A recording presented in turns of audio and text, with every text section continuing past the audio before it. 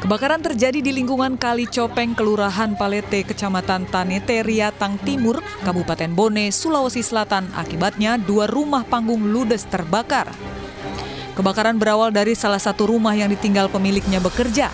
Api yang terus membesar membuat warga panik dan berusaha untuk menyelamatkan barang-barang berharga mereka. Warga berusaha memadamkan api dengan peralatan seadanya. Namun api semakin membesar hingga melalap rumah yang ada di sebelahnya. Belum diketahui penyebab kebakaran rumah panggung ini, namun dugaan sementara karena korsleting listrik. 4 unit mobil pemadam kebakaran diterjunkan ke lokasi kebakaran. Api baru dapat dipadamkan setelah 15 menit kemudian. Ya, alhamdulillah kami di sini kurang lebih 15 menit, api bisa kita kuasai dan sekarang ini masih pendinginan. Kalau mengenai penyebab, ya kami masih akan melakukan investigasi karena ini sekarang kan TKK tempat kejadian kebakaran masih kami isolir. Ya. Tidak ada korban jiwa dalam kebakaran ini, namun kerugian ditaksir mencapai ratusan juta rupiah.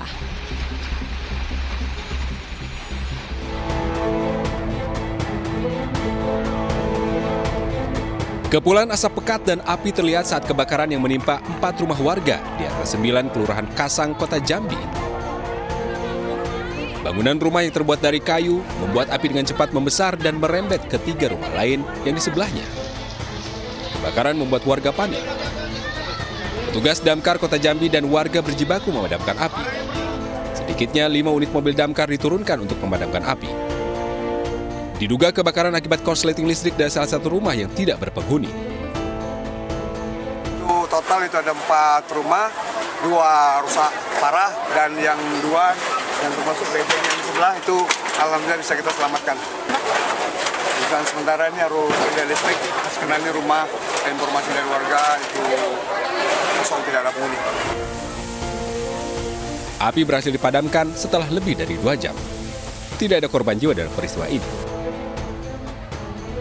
Dari Kota Jambi, Adrianus Susandra melaporkan.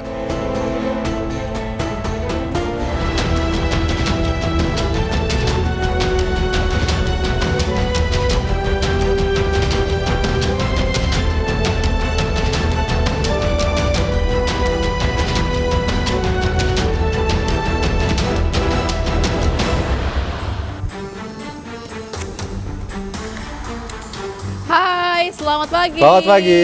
Selamat pagi Aldi. Selamat pagi Baby, selamat pagi pemirsa. Selamat datang di Lapor Polisi. Anda lapor, kami sampaikan. Sebuah program yang bertujuan menjadi wadah untuk aspirasi, keluhan, laporan, dan apresiasi kepada pihak kepolisian di seluruh Nusantara. Bersama saya Bibi Kristami. Dan tentunya saya Aldi Hawari. Selama 1 jam ke depan kami juga akan membahas sejumlah topik hukum dan kriminal yang menjadi topik hangat pembicaraan masyarakat di sekitar kita dan juga di media sosial.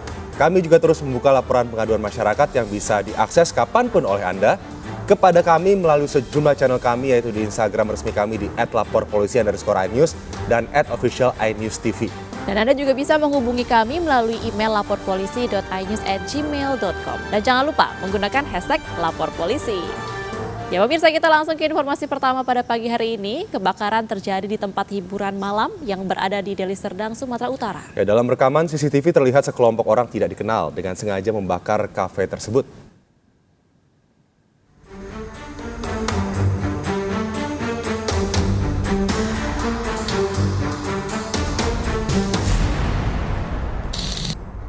Inilah pantauan CCTV yang merekam detik-detik sekelompok orang tak dikenal dengan sengaja menyiram bahan bakar minyak di tempat hiburan malam. Usai menyiramkan bahan bakar, sekelompok orang ini langsung membakar bangunan kafe. Personil Satreskrim Polrestabes Medan pun bergerak cepat dengan melakukan olah tempat kejadian perkara. Kasat Reskrim Polrestabes Medan Kompol Teku Fatir Mustafa mengatakan, saat ini kasus tersebut sudah ditangani oleh Satreskrim Polrestabes Medan dan dari hasil penyelidikan, petugas sudah menetapkan 7 orang sebagai tersangka kasus pengerusakan dan pembakaran. Untuk kejadian tersebut ada beberapa orang sudah kami tetapkan sebagai tersangka. Terhadap tersangka akan segera kami tangkap. Ya, kami tidak segan-segan untuk melakukan tindakan tegas terukur terhadap para pelaku kejahatan yang meresahkan masyarakat.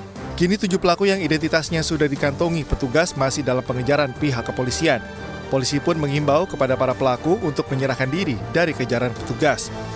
Dari Medan, Sumatera Utara, Adi Palapa Harahap, iNews melaporkan. Ya, selanjutnya ini ada sebuah truk pengangkut pasir yang menabrak separator dan trotoar di Jalan Sultan Iskandar Muda, Kebayoran Lama, Jakarta Selatan pada dini hari tadi. Dan Aldi, kecelakaan itu terjadi karena lampu penerang jalan yang tertutup pohon. Ini membuat jalanan menjadi gelap.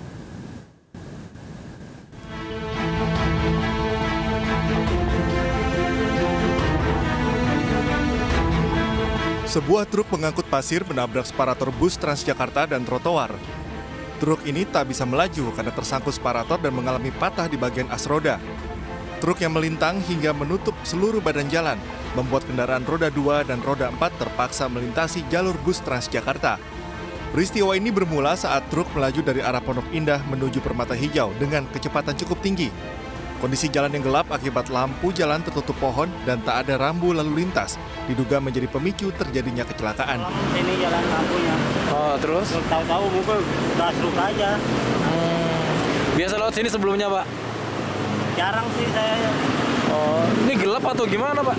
Gelap memang. Ada rambu-rambu nggak, Pak? Nggak ada. Jadi kaget? Iya kaget. Tadi kenceng? Kencang sih. Oh, lagi ngebuang itu mau ngebuang nggak keburu lagi. Mana Pak? Hah? Dari mana tadi? Dari arah mana? Dari arah Bogor. Mau ke? Tidak ada korban jiwa dalam kecelakaan ini. Kini kasus kecelakaan ini ditangani unit Laka Lantas Satuan Wilayah Jakarta Selatan. Dari Jakarta, Miftahul Gani, Ainis melaporkan. Pemirsa, seorang remaja berusia 15 tahun mengalami luka bakar serius usai dibakar hidup-hidup oleh pemilik kebun durian di Kabupaten Bengkulu Selatan. Nah, ini aksi persekusi yang lagi-lagi terjadi ya. Korban yang diperintahkan menjaga kebun durian ini dituduh mencuri ponsel pelaku. PB, 15 tahun, harus mendapat perawatan intensif akibat luka bakar serius di beberapa bagian tubuhnya. Korban dibakar oleh seorang pria bernama Hadi, 40 tahun, warga desa Lubuk Tapi, Kabupaten Bengkulu Selatan setelah dituduh mencuri. Tidak hanya itu, pelaku mengikat tangan korban dan menyiramnya dengan bensin. Korban yang terbakar mencoba memadamkan api di tubuhnya dengan cara berguling-guling di tanah. Kejadian ini dipicu lantaran saat korban diperintahkan oleh pelaku untuk menjaga kebun durian miliknya. Saat itu terjadi insiden kehilangan ponsel dan pelaku menuduh korban yang mencurinya. Korban pun dibakar di depan teman-temannya hingga alami luka bakar. Polisi yang mendapat laporan dari orang tua korban langsung menangkap pelaku di rumahnya. Dari hasil pemeriksaan saksi itu bahwa tersangka ini menuduh si pelaku itu mengambil HP si korban. Korban ini dituduh mencuri HP. Tapi pada dasarnya HP itu sebenarnya tidak ada. Hingga kini pelaku masih menjalani pemeriksaan di Polres Bengkulu Selatan. Karena korban masih di bawah umur, pelaku akan dijerat dengan pasal 80 ayat 1 Undang-Undang Perlindungan Anak dan pasal 338 junto pasal 53 tentang percobaan pembunuhan dengan ancaman 15 tahun penjara. Dari Bengkulu Selatan, Endro Dwi Rawan, Ainis melaporkan. Dan pemirsa, langsung saja untuk mengetahui seperti apa update terbaru dari peristiwa pembakaran terhadap remaja ini, kita akan bergabung bersama Kasat Reskrim Bengkulu. Ada Ibtu Fajri Ameli Putra. Selamat pagi, Ibtu Fajri. Terima kasih telah bergabung bersama Lapor Polisi pagi hari ini. Ya, selamat pagi, Pak. Ya, Pak Fajri, bisa dijelaskan Pak seperti apa duduk perkaranya hingga korban ini dibakar? Apakah memang adanya tuduhan pencurian terhadap korban ini benar? Ya, benar Pak Bibi, seperti yang sebelumnya sudah diterangkan, bahwasanya benar korban dituduh oleh pelaku untuk mencuri handphonenya. Karena sebelum kejadian, si korban sempat main-main ke pondok kebunnya si tersangka pelaku. Saat ini berapa orang yang diamankan terkait dengan peristiwa persekusi ini, Pak? Dan kalau boleh tahu pelaku sendiri usianya untuk berapa? Pelaku sendiri. Dan apakah ada orang di sekitarnya pada saat kejadian tersebut dan apakah ditetapkan sebagai tersangka pula mereka yang hanya melihat kejadian pembakaran ini? Untuk sementara kami baru menetapkan satu tersangka atas nama Hadi, umur 30 tahun. Sedangkan untuk yang berada di tempat kejadian perkara itu ada 3 saksi lainnya, masih di bawah umur semua. Oke, Pak Fajri, mungkin bisa dikonfirmasi lagi ini hubungan korban dengan pelaku apa, Pak? Untuk hubungan keluarga tidak ada. Jadi antara korban dengan pelaku sama-sama penjaga kebun, tapi beda pondok. Sekitar jaraknya 200 meter. Kronologinya yaitu si korban ini diminta untuk menjaga kebun durian. Lalu ponsel pelaku hilang dan akhirnya dituduhlah si korban ini mencuri ponsel pelaku ini. Dan apakah terbukti? Dan apakah kemudian handphone yang dicari-cari tersebut ditemukan di korban yang dibakar ini? Benar, jadi kecurigaan si pelaku makin kuat karena si pelaku mengajak korban dan rekan-rekannya untuk bersama-sama mencari handphone tersebut. Nah, kemudian beberapa saat langsung ditemukan oleh teman korban handphone tersebut, handphone pelaku di sekitaran pondok korban. Jadi karena ditemukan di sekitar pondok korban tersebut, kecurigaan pelaku makin kuat bahwasanya si korbannya yang mengambil handphone pelaku. Oke, artinya handphonenya sudah ditemukan ya? Berarti tragedi ini terjadi di kebun durian ini begitu ya Pak ya? Barang-barang bukti apa saja yang sudah diamankan? Apa alat yang digunakan untuk membakar korban? Untuk sementara kami telah mengamankan barang bukti berupa 1 unit sepeda motor yang mana sumber minyak yang diambil yaitu dari sepeda motor tersebut. Kemudian pakaian korban yang sudah 80% habis dibakar. Kemudian karet ban yang digunakan untuk mengikat korban tersebut. Oke, wah ini artinya memang sudah direncanakan ya untuk melakukan aksi persekusi pembakaran korban ini. Pak, terakhir apa ganjaran hukuman yang akan menimpa sang pelaku ini, Pak? Nah, setelah kami koordinasi juga dengan rumah sakit, benar bahwa luka yang dialami korban sekitar 26%. Nah, ancaman pasal yang kita terapkan yaitu pertama karena korban di bawah umur 15 tahun, kita menggunakan Undang-Undang Perlindungan Anak pasal 80 ayat 1 atau 2 untuk pasal 76C. Kemudian kita terapkan juga pasal 338 junto pasal 53 dan juga pasal 351 ayat 2 karena luka berat. Oke, baik. Terima kasih Pak Kasat Reskrim Bengkulu, Ibtu Fajri Ameli Putra atas informasinya bersama kami. Semoga kasus ini bisa selesai dengan baik dan tidak terulang lagi di kemudian hari. Benar sekali. Terima kasih Ibtu Fajri. Selamat pagi. Ya pemirsa, selanjutnya seorang istri di Banyumas, Jawa Tengah menjadi korban kekerasan oleh suaminya sendiri setelah menolak dijual kepada pria hidung belang. Ya, korban disiram dengan air keras hingga mengalami luka bakar di sekujur tubuhnya.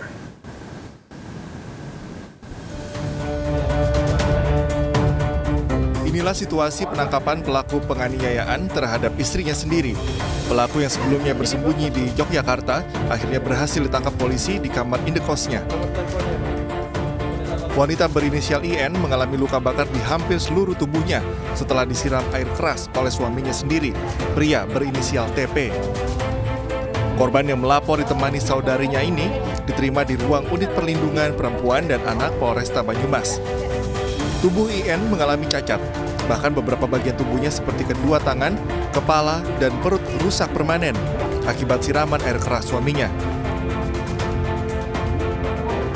Peristiwa ini bermula 3 bulan yang lalu saat korban yang menjadi istri siri dari pelaku menolak melayani pria hidung belang yang ditawarkan suaminya sendiri. Pelaku yang marah sempat menganiaya korban sebelum menyiram tubuh korban dengan air keras. Korban yang mengalami luka bakar lebih dari 70% ini langsung dilarikan ke rumah sakit. Beruntung nyawa korban berhasil diselamatkan. Bukan dibakar, disiram pakai apa? Air keras. Oh, disiram air keras. Bukan dibakar, disiram pakai air keras. Kemudian mengenai seluruh badannya, kemudian mengalami cacat di 2 tangan, kemudian dibawa ke rumah sakit. Dan itu alasannya kenapa itu dia nyiram air keras itu? Korban ini diajak dijual ke mana? Korban dijual ke lelaki hidung belang, tidak mau kan. Oh, berarti sama itu. Sama dengan korban kedua kan. Oh, cuman karena nggak mau itu. Atas perbuatannya, pelaku kini dikenakan pasal 44 ayat 2 dan pasal 47 Undang-Undang tahun 2004 tentang kekerasan dalam rumah tangga dengan ancaman hukuman 15 tahun penjara. Dari Banyumas, Jawa Tengah, Saladin Ayubi, iNews melaporkan. Selanjutnya pemirsa, seorang wanita diduga disekap dan dianiaya oleh oknum Polwan di Pekanbaru Riau. Ya, ini sebetulnya permasalahannya agak sepele ya. Penganiayaan ini diduga karena pelaku tidak setuju korban berpacaran dengan adik pelaku. Lagi-lagi asmara.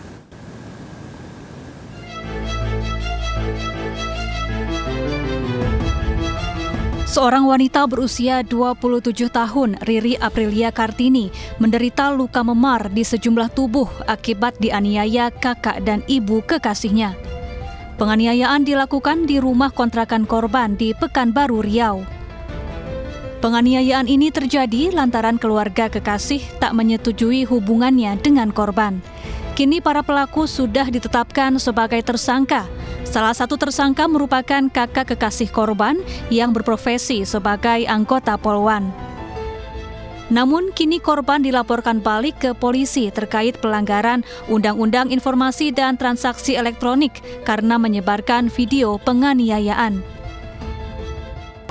Terjadi keributan besar di depan pintu kamar dan pintu kamar dibuka karena udah didobrak-dobrak dan si Polwan dan ibu langsung menjambak, memukul saya, menampar, mencubit saya dan pacar saya menghalangi saya untuk melindungi saya dari pukulan ibunya dan kakaknya. Di bagian mana aja yang dipukul, Kak? Dipukul bagian lengan, dicakar bagian leher, dan ini sekarang posisi kepala saya lagi bengkak. Dan saya sudah menjadi visum rumah sakit Bayangkara.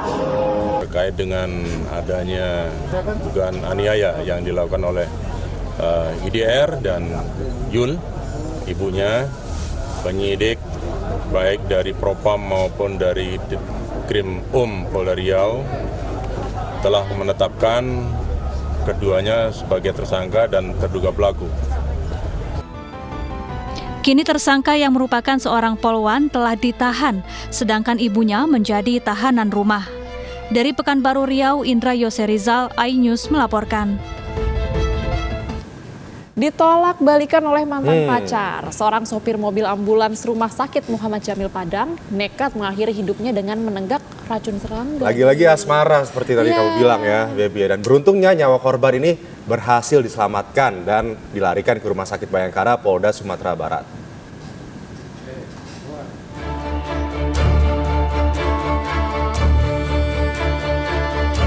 Pria berinisial F ini dilarikan ke Rumah Sakit Bayangkara Polda Sumbar oleh sejumlah warga karena ditemukan dalam kondisi kritis dengan mulut berbusa usai menenggak racun serangga di halaman Masjid Raya Sumbar.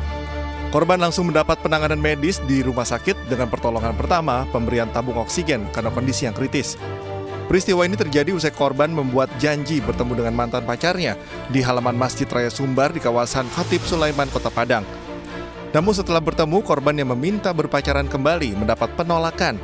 Hal tersebut membuat korban frustasi dan ingin mengakhiri hidupnya. Kenapa dia kejang-kejang? Minum baygon. Minum baygon. Alasannya kenapa minum baygon dia? Hubungan adik dengan dia? Mantan pacar. Berarti kecewa dia diputusin.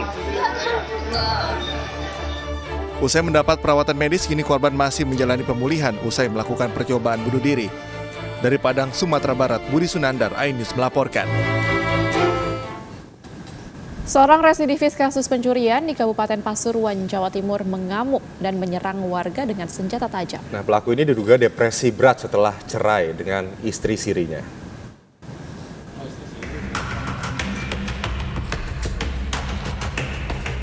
Dengan membawa celurit dan pisau, pria bernama Torik ini ngomel-ngomel saat akan disergap petugas TNI dan Polri di tengah sawah di Desa Tampung, Kecamatan Rembang, Kabupaten Pasuruan, Selasa siang. Seorang anggota Koramil berusaha mendekati pelaku, namun justru dikejar balik pelaku hingga terjatuh ke sawah. Pelaku terus berkeliling kampung membawa senjata tajam hingga suasana desa mencekam. Petugas yang membawa gas air mata, pistol, pentungan, dan jaring tak bisa berbuat apa-apa. Menurut salah seorang warga, pelaku meresahkan warga sejak keluar dari lapas dan pisah dengan istri sirinya. Bahkan pelaku sempat menganiaya ibu kandung dan tetangga dengan senjata tajam. Pelaku juga sempat menyerang pengendara becak motor yang melintas. Ngamuk-ngamuk deh tetonggone, Pak. Oh, ngamuk. Iya, ngamuk. Sering ngamuk. Tadi itu ya semuanya, ini tetangga semua ini, bukan siapa-siapa. Tetangga semua. Dapat dari mana kamu pakaian TNI? Terus akhirnya yuk, lari semua kok. Bawa celurit sama. Celurit ya, digitukan celurit itu. Tuh orang tuanya 3 hari 3 malam tidak dikasih makan, ya malah ditonyori tiap hari. Terus ya. Pelaku akhirnya berhasil ditangkap setelah dihadiahi timah panas di kakinya oleh polisi. Penangkapan terhadap pelaku sempat melawan beberapa petugas dan sempat melukai juga masyarakat. Akhirnya untuk menjaga keselamatan masyarakat dan jiwa petugas, kita melakukan tindakan tegas yang terukur yang dapat melumpuhkan pelaku tersebut dan berhasil kita amankan, dan sekarang pelaku sedang dibawa ke rumah sakit untuk dilakukan pengobatan. Setelah dilumpuhkan, pelaku langsung dievakuasi ke dalam ambulan untuk dibawa ke rumah sakit. Warga pun mengaku senang atas tertangkapnya pelaku yang sering membuat onar di kampung. Dari Pasuruan, Jaka Samudra melaporkan. Seorang polisi berpangkat Brigadir 1 di Cirebon, Jawa Barat tega menganiaya dan mencabuli anak tirinya yang masih di bawah umur. Simak informasi selengkapnya sesaat lagi. Usai jeda, tetaplah di Lapor Polisi. Anda lapor, kami sampaikan.